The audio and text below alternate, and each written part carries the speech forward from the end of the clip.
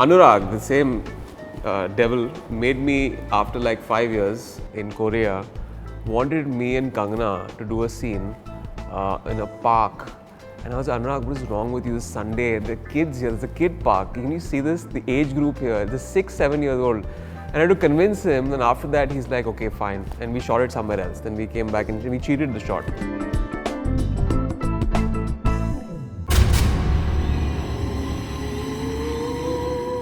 I was shooting an ad in Mumbai and Mukeshji wanted to meet me with regard to another project, and that was my first time having a film meeting altogether. I'd never done that before.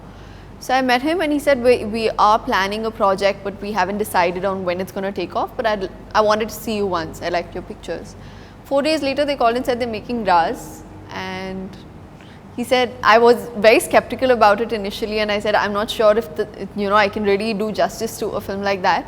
So he said, you never know, come hear the script and see what you can tell us what you feel. If you don't want to do it, there are going to be no hard feelings, but listen to it at least. And for me, that kind of was one of the reasons I wanted to do the film, because for someone who's of that caliber और उस जगह से आते हैं, वो अगर किसी newcomer को बोलते हैं कि हम आपको स्क्रिप्ट सुनाएंगे, वो बहुत बड़ी बात हो जाती है.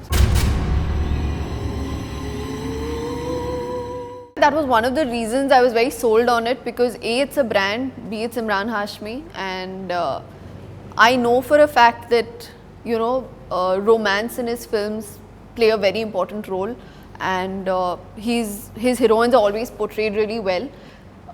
So I think that's one of the reasons I also want to take it up. Also, he has a great fan following, so you know that you're in safe hands. I was part of the first, the initial two, the second and the third part. RAAZ 1 में मैंने actually industry में शुरुआत की थी, क्योंकि तभी ऊटी में shooting चल रही थी. मेरी पहली फिल्म की स्क्रिप्ट लिखी जा रही थी फुटपाथ की, और मैं भट्ट साहब को असिस्ट कर रहा था. दिस इज़ वे बैक 2001, और those are my first few baby steps in the industry. और उसके बाद RAAZ 1 रिलीज़ हुई, बहुत बड़ी हिट हुई. मैंने पूरा I think behind the scenes working देखा था इस फिल्म में, RAAZ 1 में. आई वाज वेरी इंट्रीग्ड, क्योंकि मुझे हॉरर जॉनर बहुत पसंद है. तो मेरा करियर शुरू हुआ. फिर उसके बाद विक्रम कंपनी में कुछ सालों तक नहीं काम कर रहे थे विशेष फिल्म्स में, और तभी मोहित और मैंने फ़िल्म की थी जहर. उसके बाद उन्होंने कहा कि चलो RAAZ 2 बनाते हैं, and it was a successful film. 3 साल के बाद विक्रम वापस कंपनी में आए, उन्होंने RAAZ 3 बनाई. और आई थिंक RAAZ 3 पहली एक हॉरर फिल्म थी जो, even though it was an adult film, और कहते हैं अडल्ट फिल्म्स में ऑडियंस लिमिटेड हो जाती है क्योंकि यूनिवर्सल ऑडियंस नहीं है. It ended up touching 84 crores at the box office, जो which is a phenomenal number for that time and for the market. वो एक पहली बार एक टेस्ट था, एक लिटमस टेस्ट था इस जॉनर के लिए कि horror films can actually be mainstream and clock in big numbers. मैंने तभी विक्रम से एक प्रेस कॉन्फ्रेंस में कहा था कि मैं इसके बाद मैं RAAZ नहीं कर सकता हूँ. This is my last RAAZ, because I don't see films beyond a trilogy.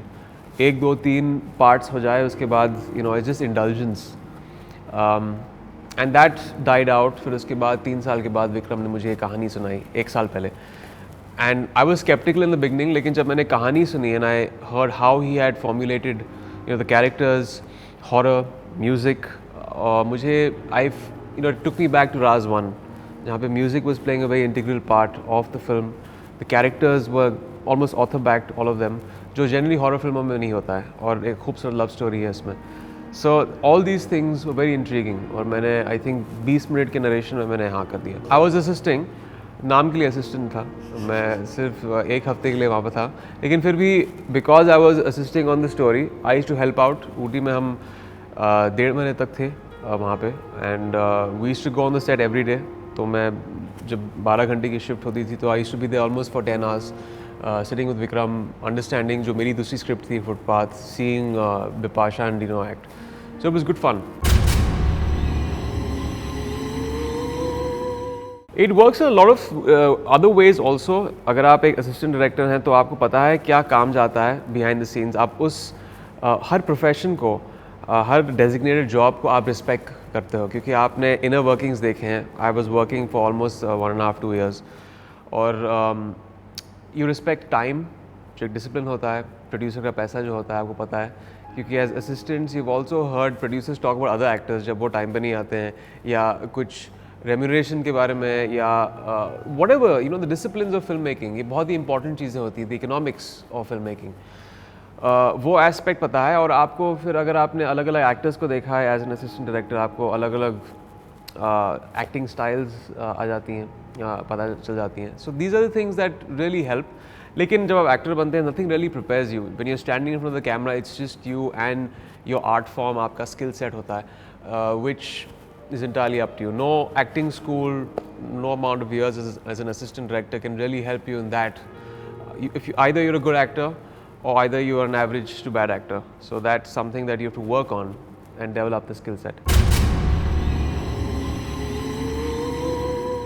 Actually मुझे उन चीज़ों की बहुत आदत है, क्योंकि down south also everyone's very disciplined. We have very early mornings. I was very impressed with the fact that he would actually come on time. It's not always that you meet a co-actor who's so professional, but वो जितना आने के time पे punctual है उतना जाने के time पे भी है। I think तभी और पंक्चुअल हो जाता हूँ जब 9 बज जाते हैं तो मैं चलो चलो जल्दी ख़त्म करो, मैं टाइम पे आया था। इनवेरिएबली किसी और के इंडिसिप्लिन की वजह से शूटिंग खिंच जाती है, and I can't sit beyond that. अगर आपने मुझे कहा है कि यार 7 बजे निकलना है और 7 बज गए, then I can't give a good shot after that. या तो आप मुझे पहले बोल दो सुबह में कि 1 घंटा डिले होने वाला है, then I will prepare myself, but I freak out अगर 1-1.5 घंटा ये सब डिले हुआ तो I can't handle it. I play Shaina Banerjee. I play Imran's ex-lover, Gaurav's wife in the film. All 3 characters in this movie are very intense. They have this, with each one you'll get a sense of negativity कि शायद इन्होंने ऐसा कुछ किया है या शायद कुछ ऐसा करने वाले हैं जिसकी वजह से the story will go forward. But I think till the very end you will not be able to tell कि actually क्या है, whether it is just we're playing with the minds of the audience or we're just playing with each other's emotions. So I think तीनों characters उस हिसाब से में एक there's a grey shade in each one of us. अभी मुझे मैं I'm a bit of a skeptic haunted locations के साथ, पता नहीं ये सब जो बातें हैं जुड़ जाती हैं लोकेशन से। और यहाँ पर भी मुंबई में हमने देखा है, मुकेश मिल्स की कहानियाँ हैं कि वहाँ पे कोई भूत, कोई एक पोजेशन हो गया था वहाँ पे। फिर फिल्म सिटी में कहानियाँ हैं। there's actually I've heard recently that there were stories about the Mumbai High Court, but there were instances. I'm a skeptic क्योंकि जब तक मैंने खुद फर्स्ट हैंड ऐसी चीज़ें देखी नहीं है, मैं इन चीज़ों में विश्वास नहीं रखता हूँ। But at the same time I think I am a respectful sceptic. अगर किसी ने कहा है कि ऐसा हो सकता है, if someone has seen something, probably there is some truth to it, क्योंकि बहुत सारी कहानियाँ हैं। It's like saying that if you've not seen God, it doesn't mean that God does not exist. If there's a positive force out there, you feel that. Negative forces भी होते हैं. So there's something beyond our understanding that we still have to we can't comprehend it. Probably our minds are not tuned in. कभी-कभी कुछ इंसानों के जो दिमाग होते हैं, they're tuned into that frequency, into the paranormal frequency. जैसे विक्रम कल कह रहा था कि उन्होंने देखा है एक भूत, and he's into a lot of these spiritual things, and probably he is tuned in a part of his mind. जहाँ रोमेनिया में शूटिंग कर रहे थे, वहाँ पे एक जब पूरा एक क्लाइमैक्स का जहाँ घर था, एक कहानी थी वहाँ पे डिक्टेटर की कि वो वहाँ पे he was shot dead and probably his ghost was there. Then we were in these woods. I don't know, remember I don't know what's the name of the woods that we were shooting in. मैंने वहाँ shooting नहीं की, but I told Vikram as soon as we landed in Romania कि you should shoot there. And then I think eventually they did shoot in those woods. I don't know if they saw a ghost. But yeah, she was scarier than the ghost and the makeup and that. And then we went to Bran Castle, जो रोमेनिया में Dracula का castle है, which again is a story. It's fictional. It was written by Bram Stoker और 1826 में, और उन्होंने कहा था कि there's a vampire who stays there, and then वो एक tourist attraction हो गया था. So me and her went there and it was good fun. I think we were unfortunately hoping didn't to see meet any the ghosts. vampire. Hoping to meet the vampire, yes. This didn't happen. Yeah. मैं आपको सच बोलूँ तो हाँ, I feel like I have, but this was like way back in school.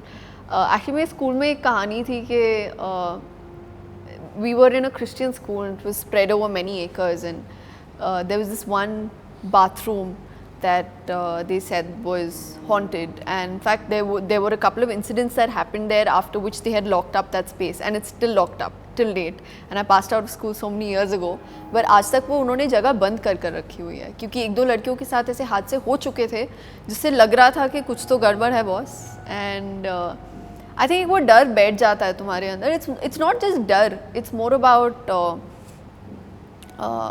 The belief. और उस उम्र में ना ये चीज़ें घर कर जाती हैं, तो उस उम्र में मुझे ये बिलीफ हो गया था कि कुछ है उधर, तो आज तक I still believe that. It's a very silly ghost to be hanging out in the bathroom. You You're should have just definitely mean. got a better place to hang out. It's an unhygienic place where, you know. It was a okay. I was gonna say something I shouldn't. Silly. All girls school. Okay then. All right, that explains it all.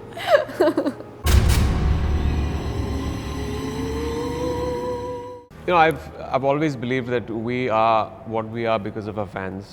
And if you ask any actor that who is grounded, they'll tell you that, you know, it's very important. आपके shoulders पे एक responsibility होती है जब भी आप film करते हैं. You know, film अच्छी बने या बुरी बने, it's very important कि आप honesty के साथ वो काम करें, integrity के साथ काम करें, क्योंकि वो पैसे खर्चा करके आपकी फिल्म आके देख रहे हैं, and you shouldn't let them down. तो हर फिल्म में जब मैं साइन करता हूँ, इरिस्पेक्टिव, वो कहते हैं कि फिल्मों की कुंडली होती है, कुछ फिल्में अच्छी बन जाती हैं, कुछ फिल्में, you know, it's not in your control. There are a lot of forces, it's a synergy of a lot of talents that come together. But as an actor, it's your responsibility कि वो आपका fan जो है वो आपकी film की ticket खरीद के देख रहा है, and you have to live up to that fan's expectations as far as the performance goes.